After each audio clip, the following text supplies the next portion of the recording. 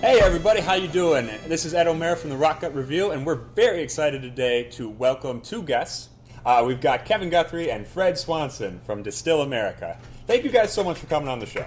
Thanks for having us. Oh, also we should mention we are at the Malt House. Thank you so much. Yep, on the east side of Madison. So now, Distill America is now in its 11th year, and it's here in Madison, Wisconsin at the Edgewater Hotel. Correct.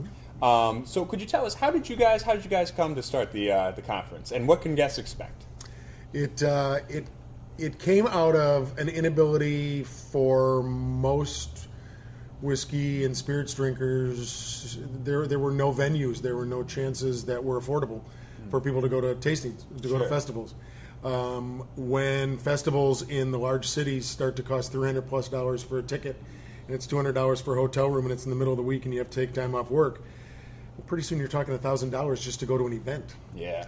So when that priced me out, I started asking a bunch of my contacts who also own breweries but were also distilling in the Midwest if they would throw in if we started an event, and they all said absolutely.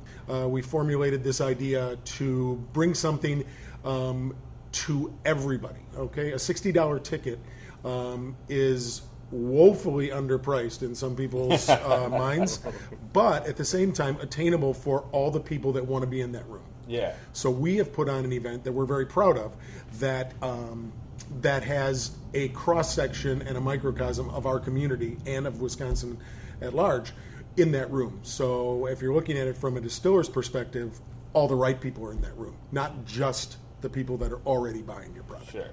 And now, speaking of tickets, I believe general admission tickets are still on sale. You can find them at the distillamerica.com website. Right. Correct. Yep. Now, unfortunately, the VIP sold out. So if you're a very important person, you can't come to this one. Those sold out. The first VIP Plus is sold out within a few days. The VIP sold out within a few weeks. But we have plenty of general admission tickets, at least for this week and next week.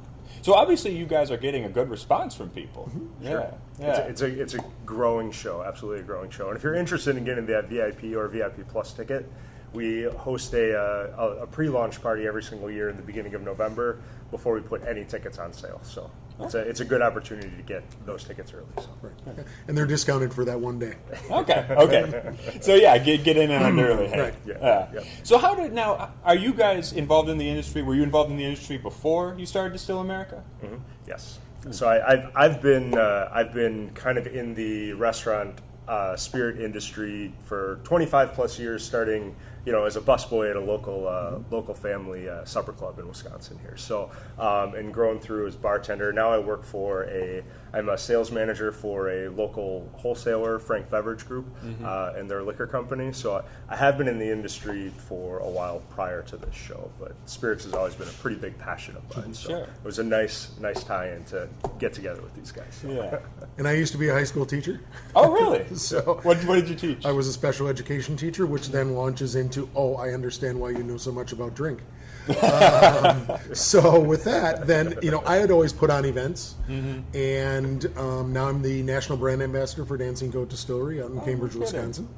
So I've leapfrogged into the industry after retiring from teaching, but we needed to have not just people that helped us organize. We needed the right people, okay? So we came at it from, we've got a person that's connected and knows almost everybody in town. Here's what we don't have. We don't have a retailer. We could really use a retail perspective. We could really use a distribution/sales perspective, okay? We could really use somebody from marketing, okay? And those are basically the four of us that run. Those kind of our skill sets. The four of us that run and do the majority of the heavy lifting for Distill. We've kind of cherry-picked people's talents. So we've got people within those four industries that help us put it on. Sure. All unpaid, all volunteer. Oh, wow. So we're 501c3 on an educational component, which is our big push, which is one of the reasons we have the seminars and the breakout sessions. Not only so that we qualify, but if you're not in the industry to take money, then we're in the industry and we're looking at this event as a way of giving back. Sure. So, that's wonderful. Yeah. That's really cool. Now, and I did see you guys for last year's, which was Distill America 10, you had around 90 partners. Correct. Yeah. So a pretty big showing Right. How many are going to be there this year? Do you have an estimate? It'll probably be just shy of 100, don't you think? Yeah, we've had to make some adjustments of tables because there's a limit to the amount of space that we have at the Edgewater. So we have a lot of partners that they value the event enough that they're willing to share their table with another person that may be coming in from out of town that is part of our pilot program that isn't yet even distributed in the state of Wisconsin. So so it probably will get close to 100 this year. We are at capacity in that space, and the issue in Madison is that there are bigger spaces. We just can't afford them at the ticket price that we're at. And then suddenly you're at a $150 ticket price to afford these more larger, not opulent, but larger rooms that give you more flexibility when we're not going to do that. We also like that it's attached to a hotel, which will promote the responsible consumption. Absolutely imperative. Absolutely. When I started that conversation, it was, this isn't going into an event space. We are putting these on the way other people put on spirits festivals, attached to hotels for a very specific reason. Right. And then you can avoid, anybody driving. Absolutely. Yep. Absolutely. Very responsible. Right. For us, if your ticket price is up in the hundreds, $200-$300 range, the people in that room are already buying the product. There's nobody to market to. They're already making the purchases, and they are such a skinny silo. Who's not in that room are the people that work the aisles at a liquor store, the buyers at stores, the retail component, the bartenders, because every single thing in craft spirits has to be hand sold. Okay, it just doesn't fly off the shelf because somebody says, "Hey, there's a new rye from Washington State. Let's all try it." Somebody has to tell you about that. You're not going to take a flyer on a $40 or $50 bottle. Most people aren't. Okay, so in that room, we needed the right people. So then you can look your partner distillers in the face and say, "Hold on, look at who's in this room." Right. Everybody in this market's in that room. So that was crucial to what we wanted to do. The other thing was we wanted to run it the way I run the Great Taste of the Midwest Beer Festival from my part of what I do for that event. And that is, if we're just a spirits event of what's already on the shelves in Madison, that's cool. But if we can bring in and partner with the Department of Revenue to keep these people legal just for that event and bring in a small pilot group of people who are either interested in coming in soon or have no interest but are friends of ours, then there's 6 or 8, 10, 12 of those, and then hold on, you've got a whole different vibe because people are like, "Oh, I don't have to travel to St. Louis because Spirits of St. Louis is here." Yeah. From my personal perspective, when I get the opportunity to work a table, I love hearing from the questions that people ask, and just knowing that we're teaching people about the the product in a really cool way, and it's not the people that know everything on the other side trying to stump you with a question. It's really about somebody who's genuinely curious about the origin of it, and that passion is being sparked. It's really engaging. It's fun. It's really cool. That's a great part about the show. So. Yeah, that's really great to hear. When you can look at your partners and treat them like friends and family, and you're not asking for exorbitant table fees, and you're paying them for their product if and when you can, and all the money isn't just going into lining your own pockets as organizers. In this case, there are no pockets. Yeah. We're the pantsless five. We're like the pantsless five. But the big thing is that then you look at those guys and they're truly partners. Yeah. Instead of us just taking. Okay. And that, to me, is I don't want to put on an event where I have to look somebody in the eye and say, that table, that's going to cost you $5,000 to just give away your product. Right. I don't want to be involved in that. For sure. I want to be involved in something where we're on a level playing field. Okay. Because you have the art. You know what you're. I'm just giving you the field to play on, okay? Yeah. And I'm not going to ask you for anything more than that. Just be nice, be responsible, and then, play well in the sandbox with our guests. Yeah. But that's what I think makes us different. That's what I think makes people that come that have never come before, that have gone to other spirits events, we hear continually, this just feels different. Sure. Okay, there's not this frenetic energy. There's not this, oh my God, I've got to go and get this one crazy bottle. It's conversations because virtually everybody behind the table is either making the product or is intimately involved at the distillery. Sure. So you don't just have a bunch of people they bust in just to sell the product for that day. I don't think... we actually make a request of our vendors to send somebody affiliated... at least highly trained in that spirit. We don't really have many agencies or demonstration specialist, things like that. So I think that's the most PC way I can put it. Right. Sure. Yeah. And it's pretty funny when that does happen and somebody sneaks through. They immediately are like, oh, it's not that kind of. We shouldn't have done that. This isn't going to get us much. Right. What would you say has been your best experience? Working with Distill or at one of the conventions. Well, I guess I probably have a couple, but the very top of mine was when Lincoln Henderson chose our event to launch his spirit Angel's Envy in the area. Wow. So his son Wes has joined also. So they came to the event and really made a big deal about engaging the Madison area and using our event to launch their product. It was really, really cool. That's awesome. Wonderful, spectacular experience. So yeah. I would say mine would be, there's all these great stories from Eddie Russell coming from Turkey to one of the last events that Jim Rutledge used to do routinely from Four Roses before he retired. But I told, Kevin came on after one of our first years and has been long in the tooth. But I told people before we even started this, I said, I will know that we have made a difference when 3 whiskey guys are in an aisle and they've all got 3 different glasses with 3 different vodkas and they're having a conversation about vodka. Because the misnomer of vodka is that it's odorless, it's tasteless. And I said, that's when we'll know we've made a difference, because we've attacked it and people are starting to understand that, no, that's not true. And yes, vodka has a great place in everybody's bar, and it's pretty much the majority of what we drink in this country anyways. So let's start to dissect it. And 3 guys that were deep into whiskey who have pretty big collections were talking about 3 dramatically different vodkas. And I said, thank you. And they're like, for what? And I said, thank you for proving my point. Yeah. Because in year 3, we made that difference, where people were saying, oh my God, you're right. This is totally different. It sounds like it really is about breaking down stereotypes and snobbery that tends to surround spirits. Absolutely. Okay. We're all trying to have a good time. It doesn't really matter where you're bringing that from.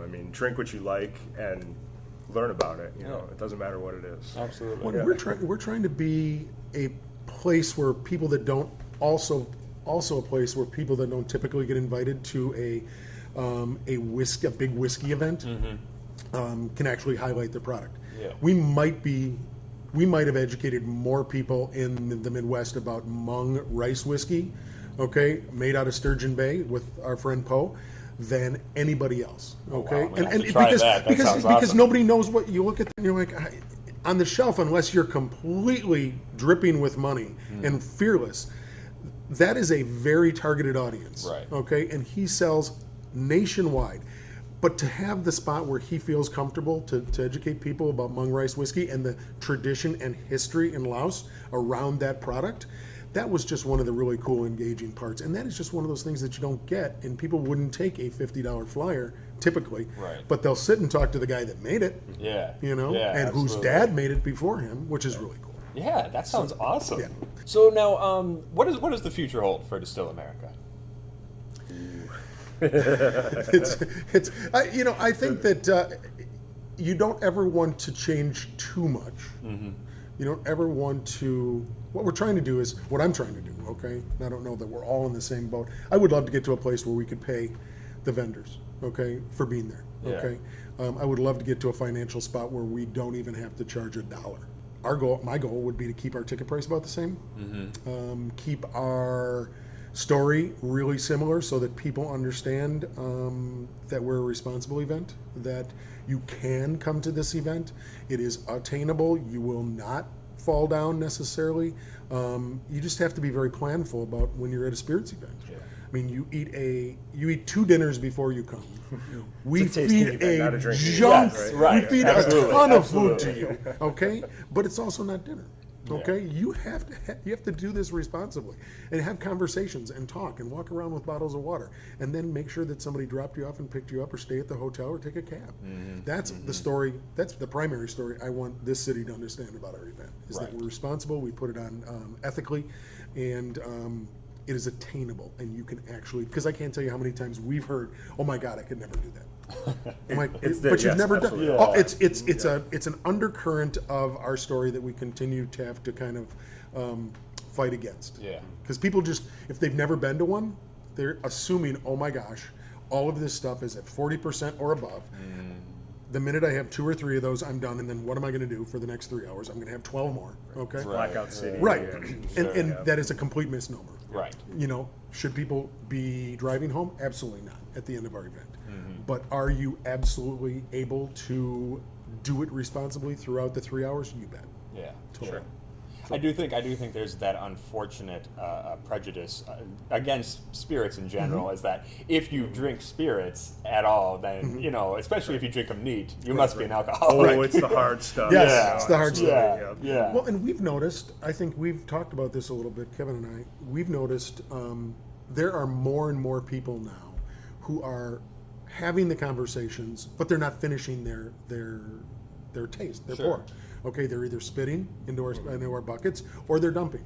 And that, again, is a misnomer. People think that if I pour out what was given to me, because we're Wisconsin nice, Right. somebody gave me something and I pour it out, that's really offensive. There's not a distiller, not a vendor in that room that will begrudge you, because they all understand everybody gets a few little tastes. Right. Okay? And that doesn't mean that you didn't like it because you poured it out. Right. Absolutely. So, and that's, I think, a story that we need to continue to remember ourselves and people. Sure. Okay. So now I do want to ask. You mentioned you do have some big brands, and you have a lot of craft distilleries too. What would you say the proportion is of big brands versus the smaller guys? Want to hazard a guess? It's still probably the majority of the space of the room is big, well-known brands. I would probably say it's 65% big brands, maybe. And, And I'd say it's probably closer to 50. If Yeah. it depends on how you look at it. So if you're looking at that's by a good tables, by qualification. vendors, Sure. it's probably even less than 50%. Okay, we have more tables available, and space is allotted to. If you counted up the numbers of things in our program, there's probably below 50% are big guys. Yeah. But then if you start to look at the voluminous quantity that the big guys have, so when they come to a table, Jack Daniels might have 12 products that they're selling. Sure. Okay. Wild Turkey has a full table 18, of stuff. right. You know, absolutely. but then you've got this little guy and he's got 3. Yeah. Okay, Yeah. so if you're counting by products, it's skewed big. Sure. If you're counting by tables, it's skewed small. So now I do wonder, because you guys obviously have your ear to the ground when it comes to spirits. What do you see as the major trends in the future for the spirits industry? I think that rye is going to stay on an uptick, and I think that I agree with that. rye is going to constantly be, for the next few years, on an upswing. We're not just seeing it in production, but I think you're seeing it in production because people are buying it. Sure. Okay, you're seeing it in production because people are buying it and drinking it neat. They're cocktailing with it. Rye holds up in a cocktail unbelievably well, for a ton of reasons that would take 30 minutes for us to unbraid. The other thing is I think people are starting to become really knowledgeable. Okay, so you know, if you had 10, 11 years ago, we had a conversation around bottled and bond with 20 different people that came as guests, ticketed guests. 18 of those would maybe have no idea what bottled and bond means. Now, 10 of those people might not know. Sure. 6 of those people might not know. Bottled and bond is starting to creep into people's purchasing. Well, a lot of that is the cocktail culture as well. We've where become a cocktail culture layers again. and layers Yes. and layers of ingredients on top of everything. You need that. You need something that to bigger push. spirit to come through. Otherwise, it's just all the ingredients you put on top of it. So that's one angle with Yeah. that higher proof spirit. But another direction is the low alcohol. The low alcohol solutions are really becoming big in the cocktail solutions, with a lot of that responsible drinking and just different flavor profiles that are coming through. Sure. And so it's kind of going in a little bit in two different directions. Yeah, there. absolutely. So, It's really weird because people are looking for authenticity, they're looking for taste, they're looking for actual flavors and not flavorings. Right. 100%. And we're getting better about our tinctures and our infusions and things that people are having. So when you walk up to a table now at Distill, one of the bigger differences is you'll start to see what people are playing around with at their distillery. Okay, somebody will bring up all the bitters that they have in their tasting room. Okay, and they'll say, hey, this is what we're doing with these bitters. This is the reason why we're doing this with this botanical gin And this with this other gin that we make, which is a totally different flavor profile. You spoke a little bit about goals before. One of them, I'm going to try and figure out how to do everything to pay for everything that Fred wants to do. So, we're going to have to double our attendance at least. Yeah. But the other side would be to offer that look into tequila, because it's one of my personal favorite spirits, and I think it's growing and growing and growing. I know we're Distill America, but there's the North American.